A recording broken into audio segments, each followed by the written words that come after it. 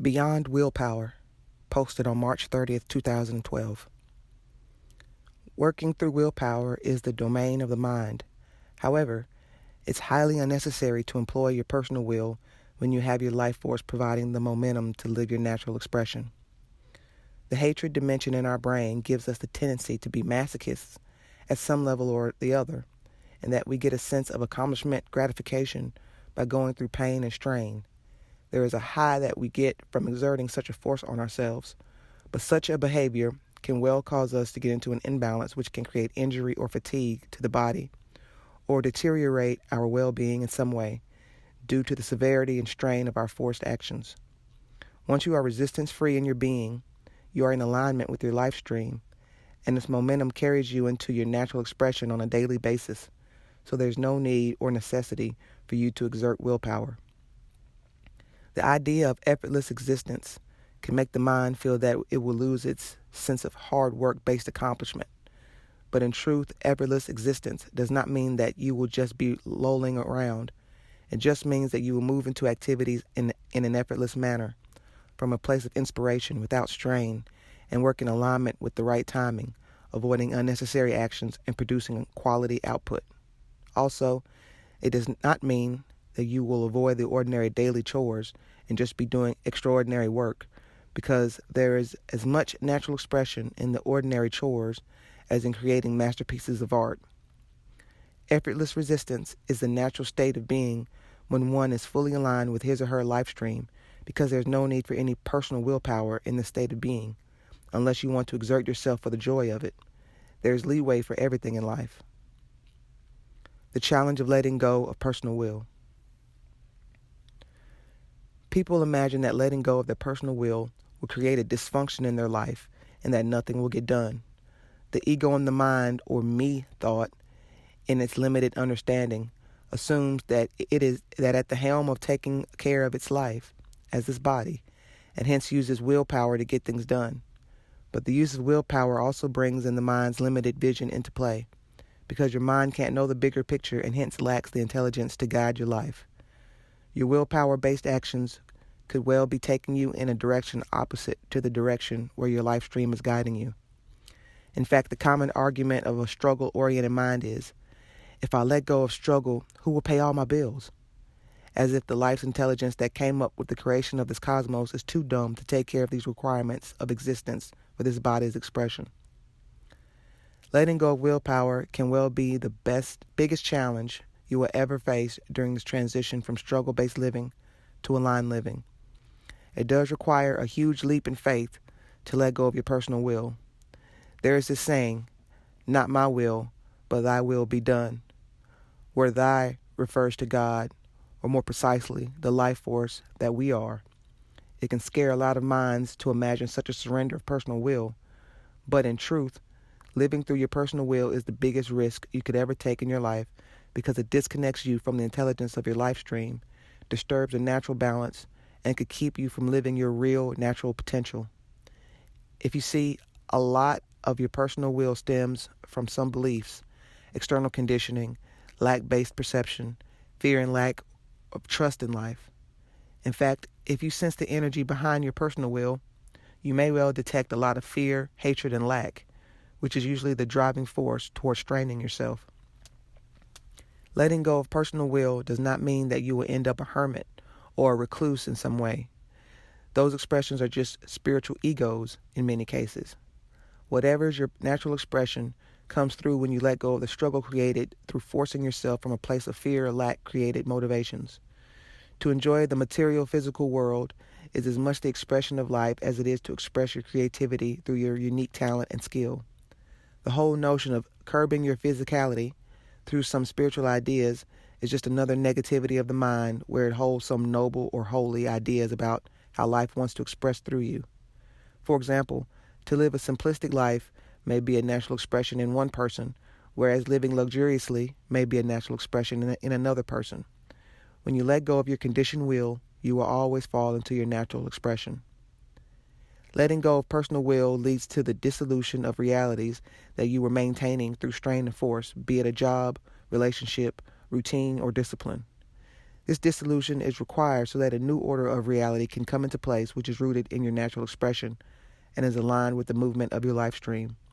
In this place, you are in relationships that are aligned with you, which don't require effort, friction to maintain. You are in an expression that feels passionate, inspiring to you, and your reality is a reflection of well-being, ease, and abundance. It's a totally new way of living compared to the strain-based living that many mind-oriented humans are rooted in. The challenge, of course, is in the transition phase when you move from the struggle-based living to aligned living, because it requires you to go against a lot of your limiting external conditioning. Personal will fuels mind momentum. Since personal will is the creation of egoic perception in the mind, it's only obvious that living through personal will keeps fueling your mind momentum more and more. Letting go of personal will is the fastest way to reduce the mind momentum. That's why I'm never a proponent of techniques except as some initial practice to gain some primary leverage and understanding.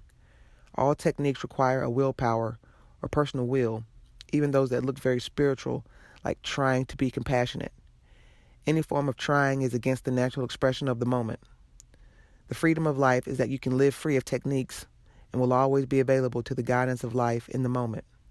There's no need to carry a baggage of understanding, techniques, or concepts. You must understand that your life force is highly intelligent and it knows what's required of the moment. It knows how to ensure a full expression of the potential in which you were born, be it the creative expression or emotional expression. You will not become defunct in any way when you let go of your personal will. Rather, you will sense yourself coming to a place of effortless movement, synchronicities, wisdom, creativity, and harmonious expression. A balance gets established without you trying to balance anything. The mind can keep struggling to maintain balance, and it never figures it out. But when you let go of personal will, a balance gets established effortlessly because your physicality becomes an expression of the wholeness that's inherently the nature of life. If you've not experienced what it feels like to live in alignment with your life force, it's very understandable that your mind is highly skeptical about the efficiency of living this way.